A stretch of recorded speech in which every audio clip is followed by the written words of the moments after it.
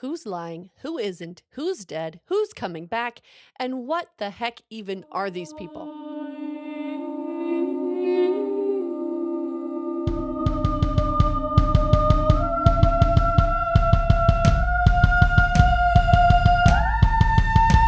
Welcome to Mythic Mirror, the podcast for lovers of fantasy and myth who want to live deep and magical lives.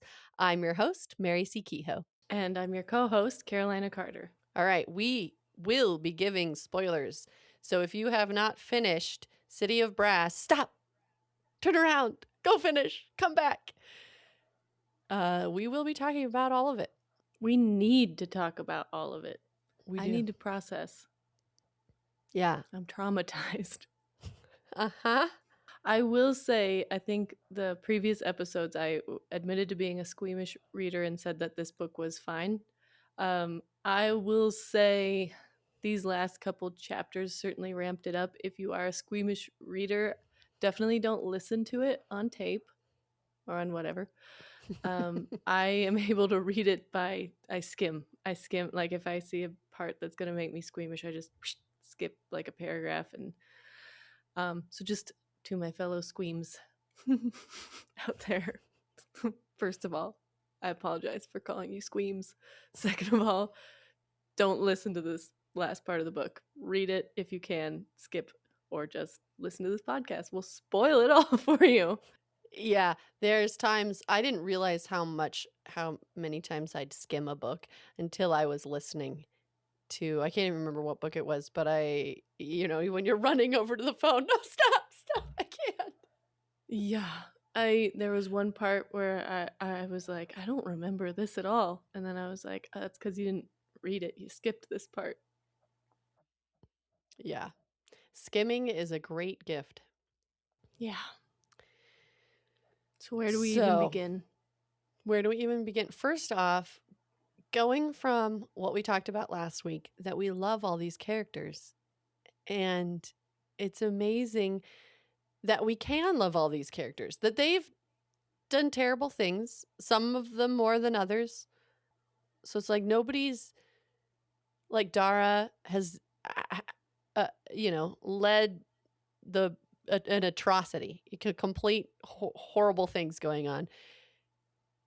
And yet we're meeting him way later, and he has so much regret, and his soul is just torn apart by this that he did and had to go through, and then the war that happened. And he was asked to do it.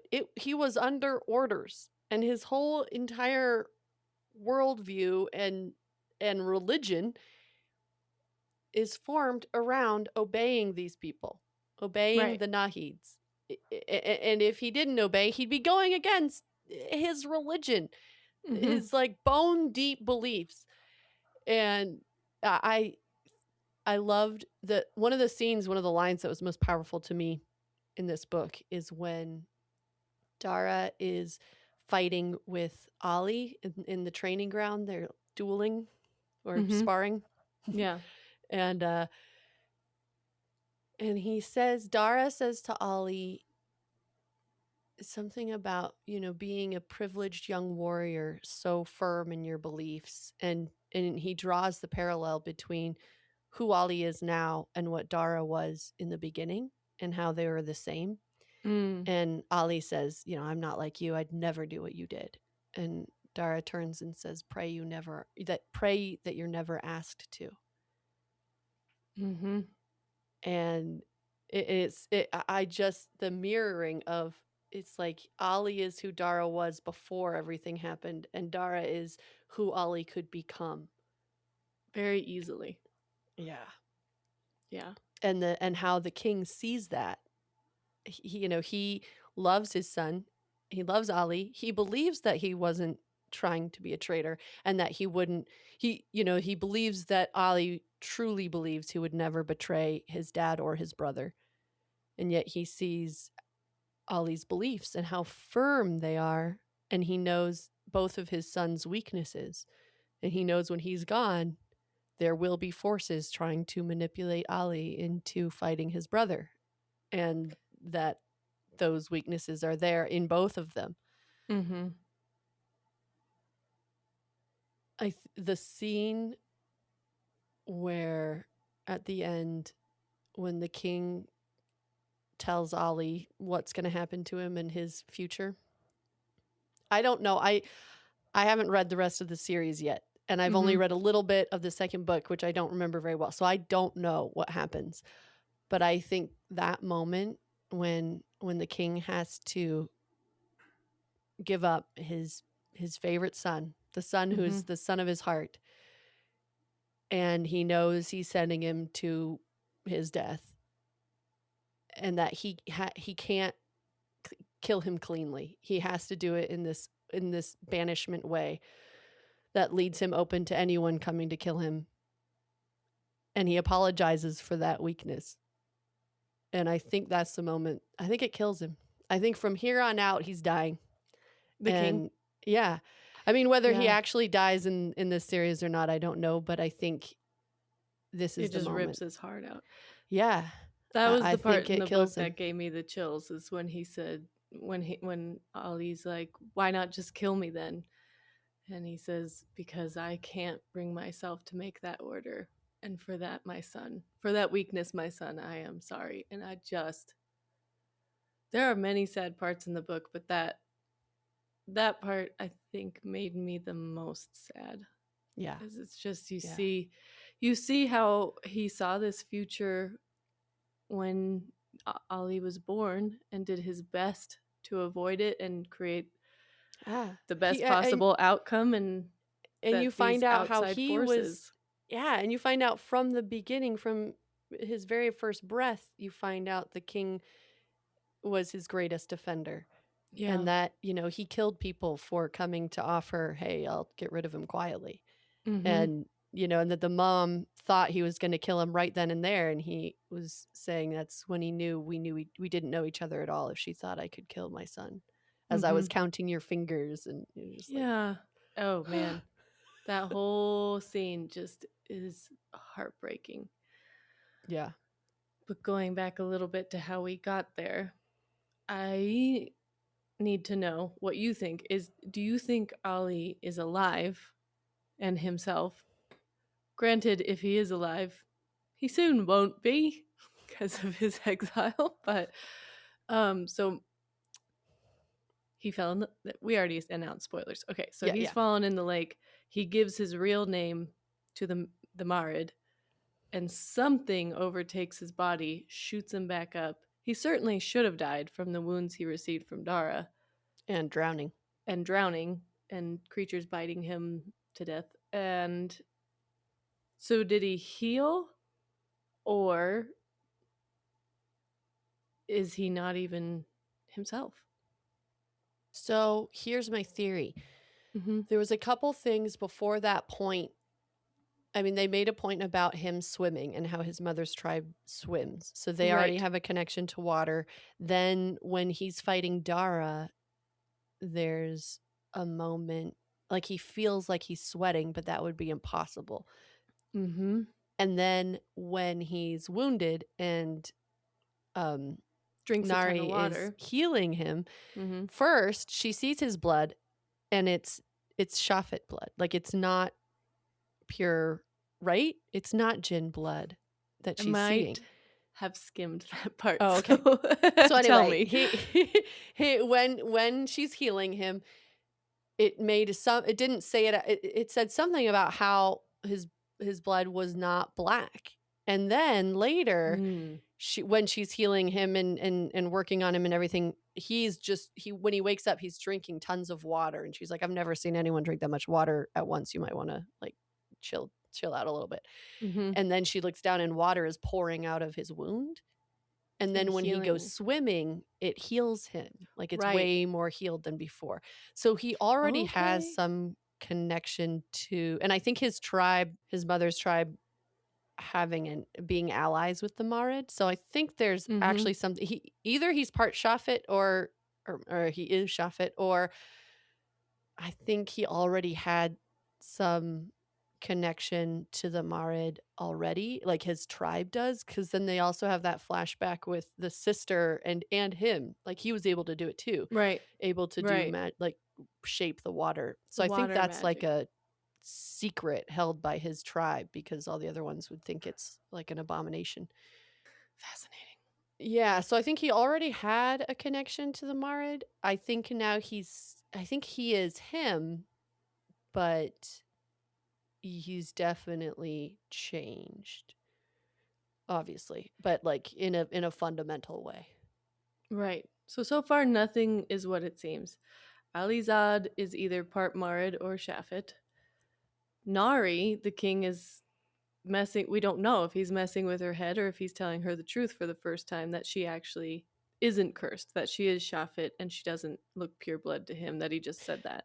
But then I was confused because he said you I thought he still I think she still looks less human than she does because why would he ever think a human looked like He uh explains it away in that scene where they're I talking. know, He's but I like, think I I just mean was, I'm just saying.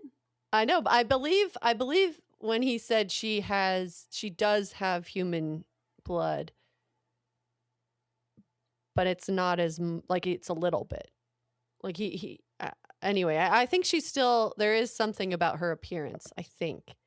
He still thinks she's Manaiza's daughter, but he claimed to all of Davabad that she was a pureblood Jinn, and Right. he's telling her that she's not, that he just Yeah, lied but I on her don't think it behalf. was like he said you have a little bit. Like your parents could have hidden it. Like it wasn't half, like I don't think her dad's human. We I don't think know. everyone yeah, I have no idea. But I'm starting to wonder if like how many purebloods there are cuz with all of the Right, stealing children and pretending they're pure blood, right. there's a lot more Shafit than people think. Mm-hmm. And oh, so that was my other question is if how okay, if Ollie's blood doesn't look totally like if I was confused because if his blood doesn't look totally human or totally Jin, how did he go all the way through training? Because surely he's been cut before, and you know what I mean. Maybe not. Like that's yeah.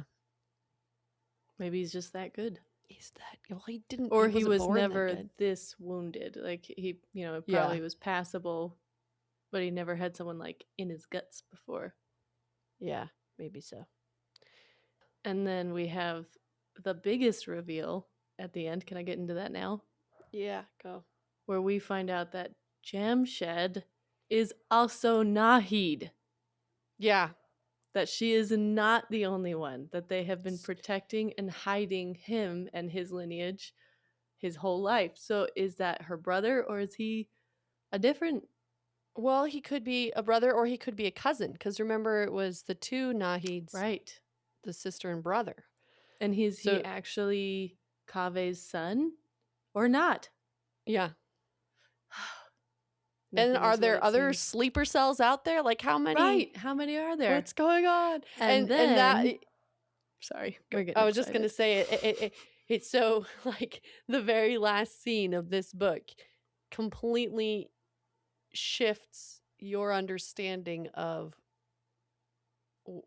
what's going on. Like before, it's the okay, here's the tribe that's ruling, and here's the tribe that used to rule hundreds of years ago, hundreds of or 1,000 years ago, and now like okay they're occupied but this is a pretty like stable static situation like it's volatile in terms of people having riots and stuff but like this family's been in charge for 1,000 years and then through the book you learn about when the Gaziri tried to kill hundreds of the devas when they're in the temple like and that was only Mm-hmm. 600 years ago. Right. So you're like, okay, so all right, so there's been continual violence since then, and then Mm-hmm. at the very end of the book, you realize, oh, uh, Nari has just walked into a revolution that has been decades in the making. Right. So then we find out Manyza is if it were not lying, she is alive and somehow in contact still with the Devas, Mm-hmm. which makes us wonder: are the Ifrit the bad guys? Or are Because if they just they're in like, cahoots with Manyza and she's in cahoots with the Devas, yeah. then who is And you're actually learning that everyone has lied everyone's bad? forever. You know, Mm-hmm. the Gaziri have been lying since they took over because they had the Marid's help, which the rest Right. of the Jinn would see as a complete betrayal of their race. Mm-hmm. Then you've got the Devas right now working with the Ifrit, which is another total betrayal of everything they've been Right. taught. And then you also have the Gaziri with the, keeping all of the Nahid's bodies entombed under the castle instead of burning them. Like, there's a lot going on here that's Yeah. No good. just, yeah. I was thinking about it last night just after I finished the book.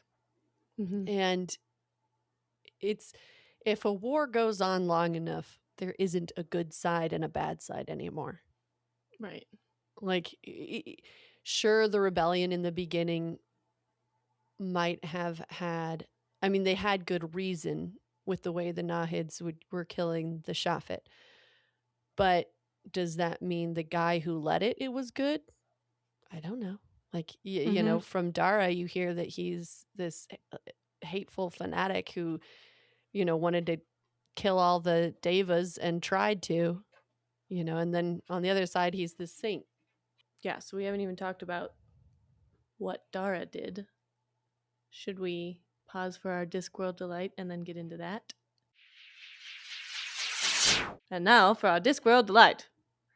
Um, I apologize. I was slacking this week, so I posted it pretty late to TikTok. So far, we have not had any correct guesses. We've had a few guesses, but none correct. Mm. But the answer, if you still want to guess, pause and go guess. But the answer to last week's was Color of Magic. Nice. Now for this week's, he's not himself. You can see that. Who is he then? Said Chitter. They splashed unsteadily down the street, not drunkenly this time, but with the awkward gait of two people trying to do the steering for three. Tepik was walking, but not in a way that gave them any confidence that his mind was having any part of it. It's beautiful. Now, back to death, destruction, and what did Dara do? So, Do what you did think he Dara was do? justified or the whole time? Okay, so here's what Dara did. When he storms out of the bar to go steal Nari away in the middle of the night and run away with her forever. When I was reading this part, my heart was just sinking because I was just like, he's literally ruining everything and there's no coming back from it. And it just kept getting worse and worse and worse until they've and when he threatened Dollyzad's life, he was like, "Come with me or I'll kill him." I'm like, there has to be some part of introspection where he knows that that is not the right thing to do. That's not what the Mm-hmm. good guy does. Mm-hmm. and and Nari knows in that moment, she knows their relationship will never be the same, that he's fundamentally broken something that you can't come back from. And then Ollie knows the whole time that they're walking into a trap and he just lets them, but honestly, what choice did he have? Was his best chance at living. Yeah. Coming from Dara's point of view, he's looking at a tribe that he thinks is just evil and Mm-hmm. manipulative, and you can't believe a word they say. They'll double cross you. Look at all the, he knows the history, even though he was a slave. Like, he's been talking to other Devas. He knows what the rule has been like for his people. Hmm. And he's coming from a time where there was no room for mercy or a gray area or love your enemy. They were in the middle of a war where both sides are decimating each other. Mm-hmm. And then now he's popped into modern time, for the book's modern time, where it is a lot more complicated, where people have been living. Yes, there's still been violence, but they've been living together as one kingdom in this little city for hundreds of years. Mm-hmm. And that if you actually got to know the people who are ruling, they're not what you think they are.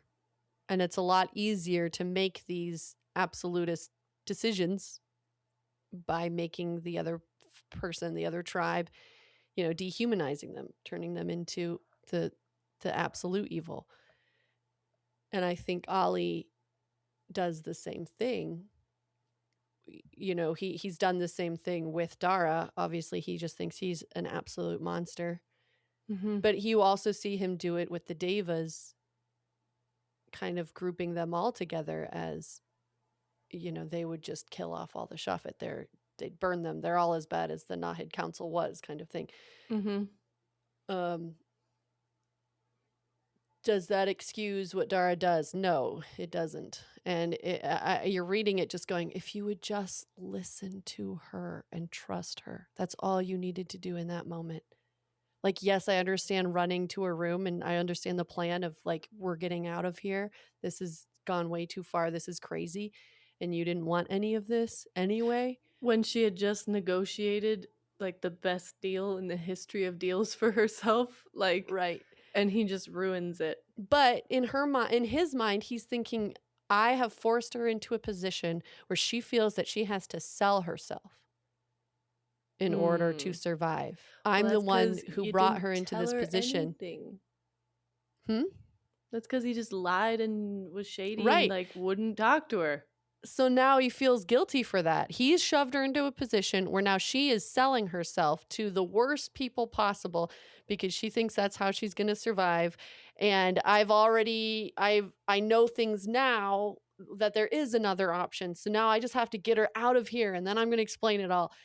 But, again, if you had just listened to her and trusted her, and taken, and I think, who knows, if Ali hadn't walked into the room, they might have, he Yeah, might he have might had a have moment of listening, but then he's going into straight rage. trauma brain. Mm-hmm. And she sees that he has regret even as he's holding the sword to Ollie's throat, but he Mm-hmm. still does it. Right, and my question is too, where were they going, and has he already made contact with Maniza, and has he known that she's alive this whole time? See, so that's what it sounds like, because Mm-hmm. he was saying, I know, things have changed. We will be safe from the Ifrit. Things have Right. changed. And I was going to tell you at the temple, and I didn't get to, because there's like that whole other thing with setting her up with Jemshid happened, Mm-hmm. which Dummy. now makes sense as to why they were doing that, is because Jemshid is also Nahid. But then, Do you think he knew that? I don't. I don't know. Or did he I just don't think feel like they a told him. Deva would be better than a Gaziri? Yeah, I think that's what he's thinking, that it needs to Oh. be a Deva.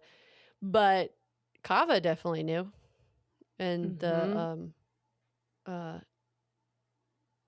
what's her name, the woman who's helping her. Nizarine, Yeah. who's very mysterious. How did she get Mm-hmm. his ring? Yeah. They Right. must have So this she. wild network of Devas who are in this quiet revolution because she somehow got Dara's ring and Mm-hmm. believes they can bring him back through that ring. And that was the other like part that hurt my heart when um, they have to give up a Deva, like Yeah. someone to admit that they left the supplies on the beach for Dara's escape, and they get a volunteer and like that. That is so you get this sense of that so many people are sacrificing so much for this underground movement, that Mm-hmm. it's and that Mm-hmm. because they know it's for the greater good of their people, and that is heartbreaking.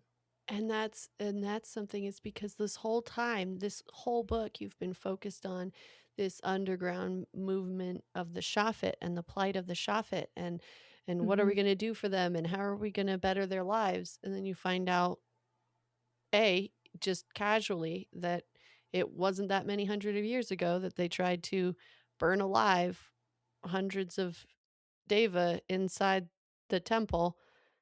And for I was thinking about this generationally wise, for for devas, that would have been like their great grandparents could have been alive during that. Mhm. So that was not that long ago. No. Probably even S- grandparents. yeah. So this So is their, so this is a people that are also oppressed and prosecute, or not prosecuted, persecuted. persecuted. I prosecute you. And other P words as well. Yeah. And you hear so much about, because you're living with the Gaziri, with Nari in the castle. So you hear so much about all the things the Nahids were doing that were terrible. But I don't feel like my loyalties have suddenly flipped either. Like now I just understand both sides. Mhm. It's like, okay, it wasn't great when the Nahids were in control because of how they thought of Shafet. Mhm. It's not great now with the Gaziri in control.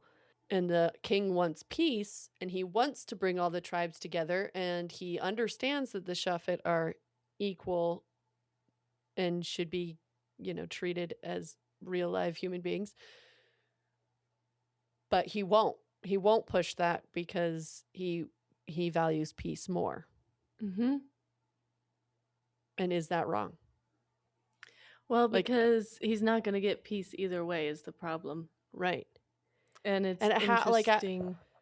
what do you do? How, because with Ollie thinking, because I totally understood Ollie's thought process of, if I go against my brother and my father now and completely turn traitor and, join this Shafet movement now, it will lead to violence, but will it lead to good afterwards? Like, will it be worth it? Whereas if I do what I'm supposed to do and follow along and support my brother, can I, in the long run, make a more lasting change without the violence? Like, is Right. it worth lives being lost in the status quo now, with the status quo going longer, than risking everything to try to end it sooner in a violent way? Well, look what I have. Oh, it's a Kiki. Squimsh. Speaking They're of so Squimsh, cute. it is sad because all Gassan wants is peace, and he's just not gonna get it. And all Ollie wants is just to squimsh by, and then someday be able to make the proper moves without anyone getting hurt. And that's not happening either. And all Nari wants is to learn and be able to heal people. That's, like her ones are probably the simplest ones in this book so far, and it's like, and that's not happening either. And Dara, I don't even know what Dara wants, He to be honest. he wants his people to be free, and he wants, in their rightful place. And Which I'm nobody like, free, yes, great. Rightful place, that could cause trouble. yeah, and just yeah, nobody's gonna get what they want, and No. it's gonna be a very hard, long journey. And And I it's can't wait to read the impossible next for book. everyone to have a happy ending. Right, which is what draws you in. And I was devastated when he died. Well, I was and I wasn't. I was kind of, he had done so many horrible things right before Hmm. that when he does die, you're kind of like a little bit relieved because you're But just like, also, good lord, you know, like, it was Nari's all of the wish on accident. right, Hmm. right at the end there, he is totally not in control. Which makes me concerned about what he'll be when if he's brought back through his ring, which it sounds like Hmm. that's what happened last time, that he's still in some sense a slave, Right. which is terrifying. Who brought him back, and how did they do it without being his master. Because it's Mhm. kind of like he's his code is left open. And like, Mhm. is it because she's a Nahid? So was it her mother that brought him back? And that's why with her intensity and using, the wish that worked? I don't know. I don't know. We'll just have to keep reading. Yeah. We're locked But in now, this right? is This is we're doing what? this series. I Oh, said yeah. we're locked Yeah. in now. This is okay, great. We're locked in. Great, because I'm locked in.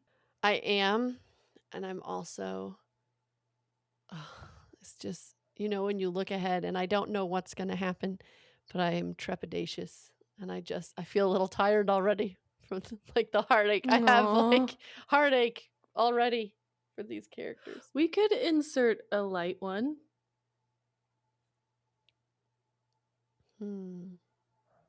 Or is that just Do prolonging? a Terry Pratchett palette cleanser, or whatever you want. This is your podcast. Nobody's gonna make you miserable on your podcast, except for me. Except for me.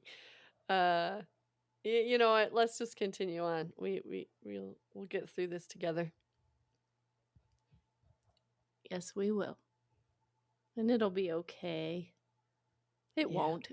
It won't. It won't be okay. We'll be okay. Yeah.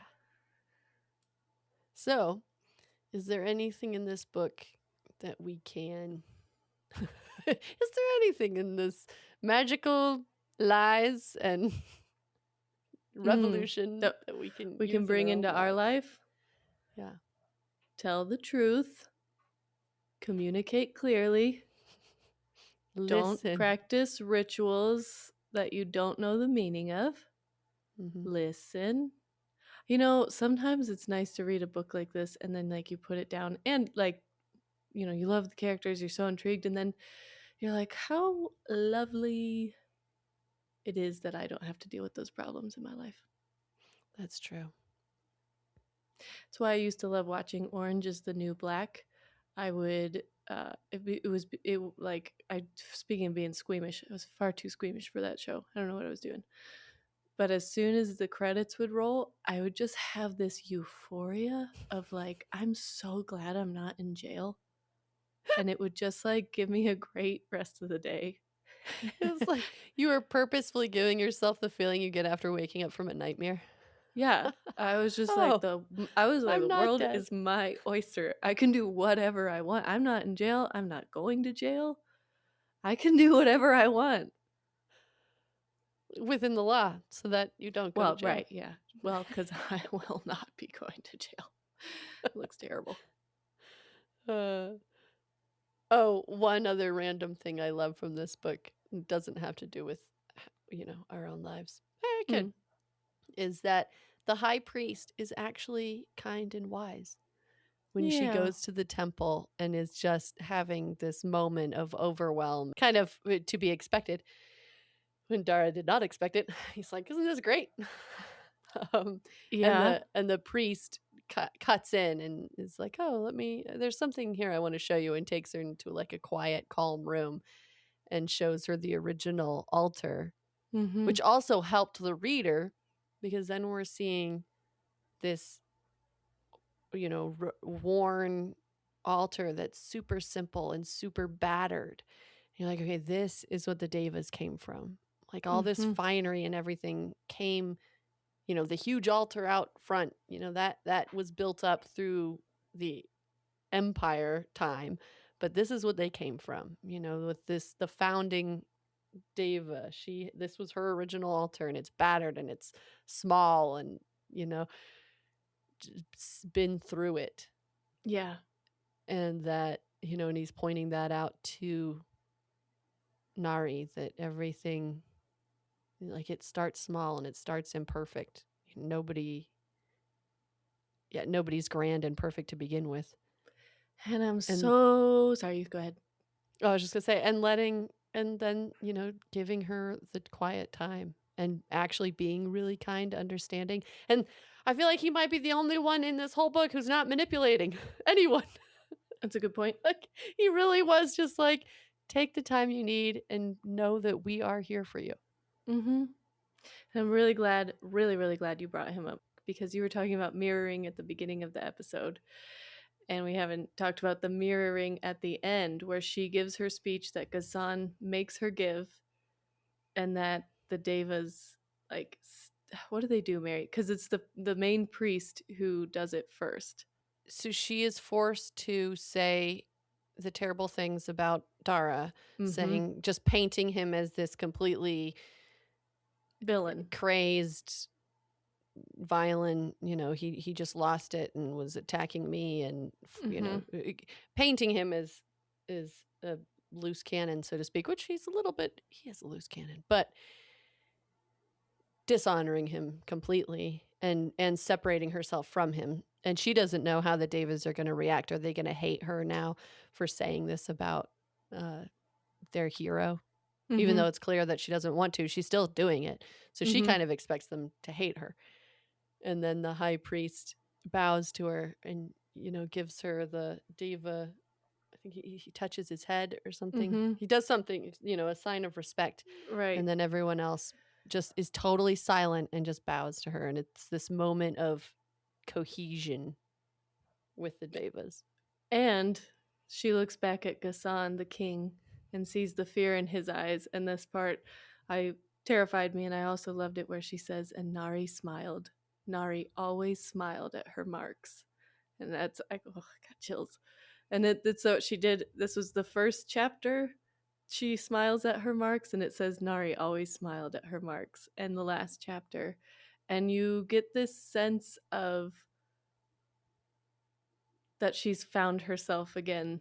That, at the beginning of this book, she knows who she is, she knows what she's doing. She's taken on this incredible journey where she doesn't know anything, doesn't know what's going on.